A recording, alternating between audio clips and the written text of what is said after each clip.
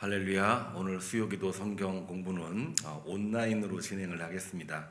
제가 금년 휴가를 11월 달에 하다 보니 이번 수요일은 온라인으로 진행을 하게 되었습니다. 각 가정에서 말씀 함께 보시고 기도하는 시간 가지면 좋겠습니다.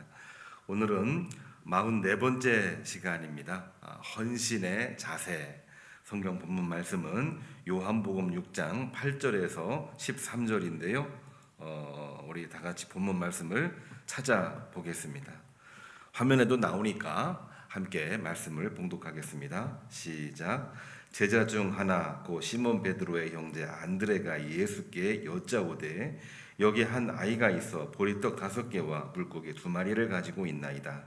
그러나 그것이 이 많은 사람에게 얼마나 되겠사옵나이까. 예수께서 이르시되 이 사람들로 앉게 하라 하시니 그곳에 잔디가 많은지라 사람들이 앉으니 수가 5,000명쯤 되더라. 예수께서 떡을 가져 축사하신 후 앉아있는 자들에게 나누어 주시고 물고기도 그렇게 그들의 원대로 주시니라.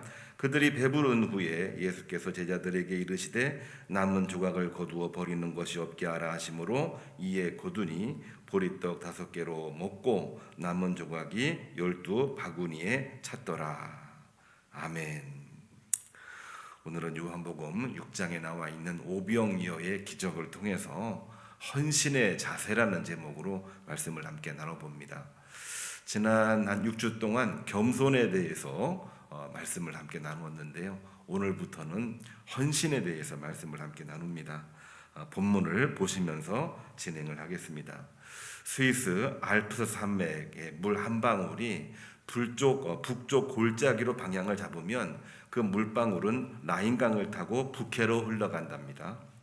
동쪽 골짜기로 방향을 잡으면 다뉴브강을 통해서 흑해로 흘러가고 남쪽 골짜기로 방향을 잡으면 론해강을 통해서 지중해로 흘러간다고 합니다.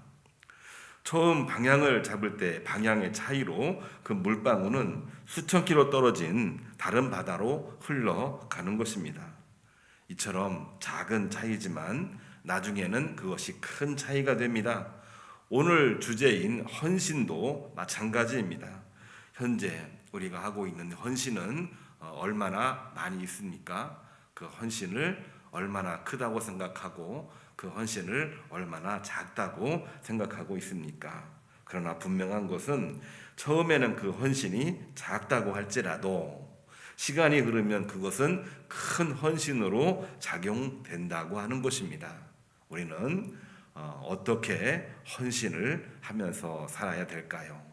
또 무엇이 헌신일까요? 누가 헌신할 수 있는 사람일까요?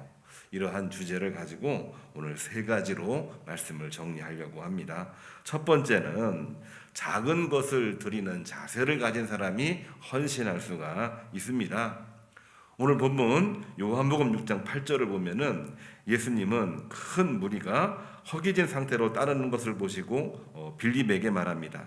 어떻게 떡을 사서 이 군중들을 먹일 수 있겠느냐 묻자 빌립은 7절 말씀 각 사람으로 조금씩 받게 하여 먹게 할지라도 200데나리온의 떡이 부족합니다. 이렇게 대답을 합니다.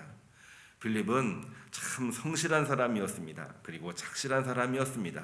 그리고 모든 문제를 진지하게 임하고 정확한 일을 처리하는 사람이었습니다. 그렇기 때문에 이렇게 말했던 것이지요. 그러나 그것은 주님께서 원하시는 답변은 아니었습니다. 주님은 부족하다, 할 수 없다, 해도 소용없다, 포기하는 사람들을 절대로 기뻐하지 않으십니다. 부족해도 이것이 큰 일을 얼마나 할 수 있을 것인가 이러한 마음이 든다고 할지라도 하나님이 함께 하시면 하나님이 도와주시면 얼마든지 풍성해질 수 있다고 하는 하나님의 은혜가 있다고 하는 것을 아는 것이 매우 중요한 것입니다. 그러한 빌립의 계산과 정말 그 순진한 그러한 생각과는 달리 이 안드레는 어떻게 했을까요? 어린아이가 가져온 보리떡 5개와 물고기 2마리 즉 오병이어를 예수님께 드립니다. 인간적으로 물리적으로 이 오병이어는 5,000명을 위해서 아무런 영향력을 발휘할 수가 없습니다. 그러나 믿음의 눈으로 볼 때 그 작은 헌신은 무엇보다 중요합니다. 우리가 흔히 쓰는 말이 있죠. 우리가 돈이 없지 가오가 없냐 뭐 이런 얘기를 하면서 정말 우리에게 중요한 것은 규모 문제가 아니라 마음의 문제다. 아무리 뭐라고 해도 눈에 보이려고 하는 것에 집중하지 말고 안 보여도 내 마음을 같이 하는 것이 중요하고 그것이 시작이다. 하나님과의 관계에서도 마찬가지입니다. 진실한 마음으로 하나님 앞에 헌신할 때에 하나님은 작은 헌신도 크게 기뻐하며 받으시고 그것을 통해서 역사를 만들어 가십니다. 주님께서는 과부의 둘 냅돈을 참으로 기뻐하셨습니다. 하나님은 진실한 마음으로 드리는 자의 헌신을 기뻐하고 계시는 것입니다. 우리가 하나님 앞에 드리고 있는 모든 노동의 헌신 그리고 헌금을 통해서 드리는 봉헌 어찌 보면은 작은 금액일 수도 있고 이것밖에 못 드려요 그런 마음이 들 수도 있겠습니다만은 진실한 마음으로 드릴 때에 하나님께서는 그 헌신을 기뻐하시고 그것을 통해서 하나님은 크게 사용하시고 우리에게 말씀하십니다. 주님께서 말씀하셨던 것처럼 착하고 충성된 종아 내가 작은 일에 충성하였으니 내가 내게 큰 일을 맡기겠다. 이 말씀으로 승리하시는 우리 교우님들 되기를 주님의 이름으로 축복합니다. 두 번째로는 감사하는 마음으로 드리는 사람이 헌신할 수가 있습니다. 본문 요한복음 6장 11절 말씀 보면은 예수님께서는 군중들에게 떡과 고기를 나누어 주시고 주시기 전에 축사하셨습니다. 여기서 축사했다는 말이 어떤 말입니까? 축복하고 감사했다는 내용입니다. 이 장면은 놀라운 기적이 있기 전에 무엇이 우리에게 있어야 되는지를 잘 알려주는 본문입니다. 내용이 뭘까요? 그것은 다름이 아니라 감사하는 것입니다. 그리고 하나님 앞에 기도하는 것입니다. 감사는 인간에게만 있는 최고의 덕입니다. 그러므로 감사를 아는 자는 최고의 인격자입니다.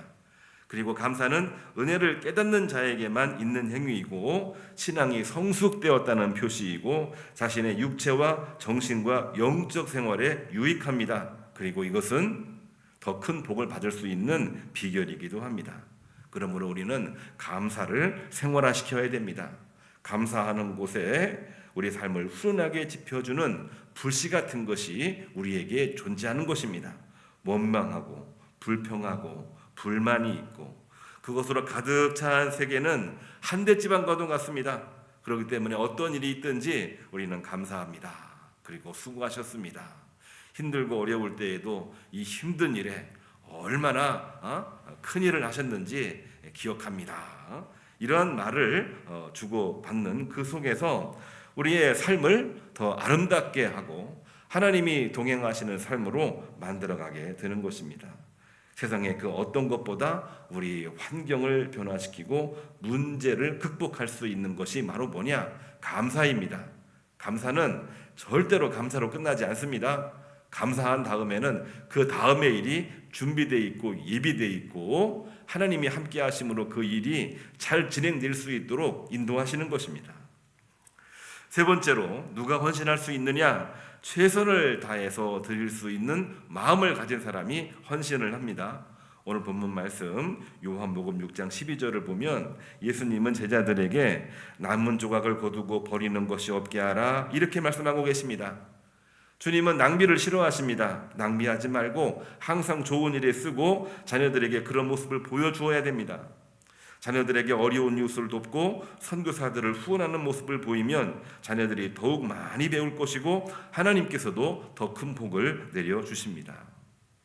미국의 워싱턴의 한 고등학교에 록펠러의 증손자와 부시 전 대통령의 손자가 함께 학교에 다녔는데 어느 날 한 친구가 그들의 용돈이 얼마나 많은지가 너무너무 궁금해서 용돈이 얼마냐 이렇게 물어봤답니다. 그래서 물어보고 확인을 해보았는데 자기와 용돈이 크게 다르지 않았다고 합니다. 실제로 그들은 그 학교에서 록펠러의 증손자가 돈을 가장 알뜰하게 쓰고 용돈이 모자라면 주말에 아르바이트를 해서 돈을 벌어서 쓴다고 합니다. 그러면서 록펠러의 가족 가문은 어떻게 했느냐? 선교하고 구제하는 일들을 위해서는 엄청나게 많은 돈을 썼다고 합니다.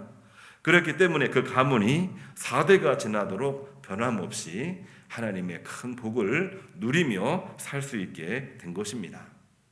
우리의 작은 물방울이 모여서 큰 강물이 되듯이 우리의 작은 헌신이 모여서 하나님께서는 큰 역사를 만들어내십니다. 우리의 작은 땀방울이 모여서 큰 인생을 만들듯이 우리의 이 작은 헌신을 통해서 하나님은 생명을 살리고 우리로 하여금 역사를 이루어 가시는 놀라운 이 세상의 주인공으로 만드시고 계시는 것입니다. 우리 모습이 보리떡 5개와 물고기 2마리처럼 초라해도 우리가 전능하신 하나님 손에 잡힐 때에 큰 역사를 이루는 도구가 될 수 있는 것입니다. 우리에게도 하나님께서는 큰 기대를 하고 계십니다. 작은 일에서부터, 한 걸음부터, 작은 손 하나 내미는 것으로부터 하나님께 헌신하며 나아갈 때에 그것이 모이고 흘러서 하나님이 예비하신 복, 하나님이 또한 보여주신 비전을 이루는데 하나님은 크게 사용을 하십니다. 오늘 말씀 여기까지 마치겠습니다. 예배 찬양 훈련 44번째 시간인데요.